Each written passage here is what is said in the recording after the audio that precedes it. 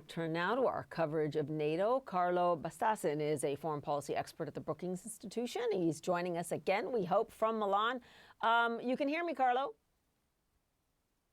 Yes, I hear you. Thanks for having me now. Thank you for being here. And I was saying that, you know, the EU shopping list on defense is looking like a grocery list. And you point out that most of those things on that list need to be imported from the United States to Europe.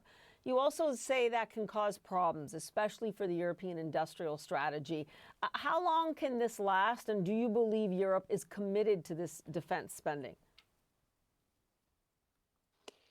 Well, I think you can see it from the figures. I mean, the increase in military spending has been impressive. If we are to believe the words of NATO Secretary General Mark Rutte, the average spending for defense and security has reached a level of 4% of GDP, which is massive. If you remember, the goal is to reach 5% by 2035. So we're surely in the right direction. But the very fact, as you mentioned, that we're doing it in a very fast rhythm implies some problem, because one thing is adapting the demand, the request of weapons. Another thing is adapting the supply.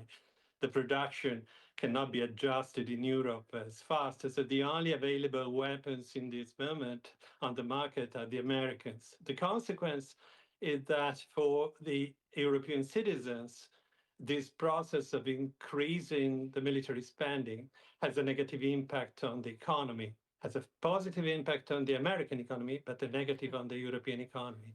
Right. And that can create some uneasiness for the European citizens. Yeah, and that is uneasiness that makes it difficult in a fractious political environment to really sell that to voters. President Trump continues to insist that Europe needs to bulk up. Do you think Europe is capable, even though it runs towards President Trump's argument, you think European politicians are capable of selling this to their voters, especially that they have seen firsthand what the threat from Russia holds? Well, they have been doing for the last year. So apparently the perception of a risky geopolitical environment is convincing per se. And although you rightly point out that there is a lack of strong political leadership in Europe, apparently it wasn't strictly necessary. The military spending has been realized. The point is that there is some contradiction between asking for more military spending on the side of President Trump, and at the same time corroding the meaning of the transatlantic alliance by threatening in many regards this alliance. Even today, at the beginning of the NATO summit was not very promising. The threat of taking control of Greenland was evoked again, and this is a very sensitive point. Yeah, President Trump isn't making their job any easier. Before I let you go, though, there is the issue of the money to be spent. And in your words, it is a quantum leap to convince European leaders that they need a common approach to do the military spending at scale. This could also lead, though, to more autonomy for Europe in defense. Do you have any hope that'll happen if we give it, let's say, a 5-year plan, or do you think we're looking at more like a decade, if ever? Well, if they behave rationally, they would do it immediately, honestly. The point is that strategic autonomy, which is a widely shared concept, was raised for the first time by Emmanuel Macron, the French president, but then picked up by the Draghi report, which is a common currency for all the European governments.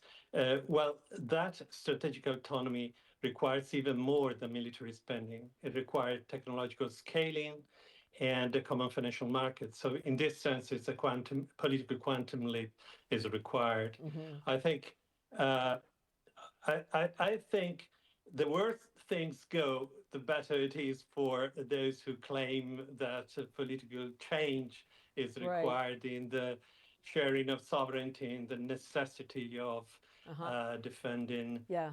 Europe.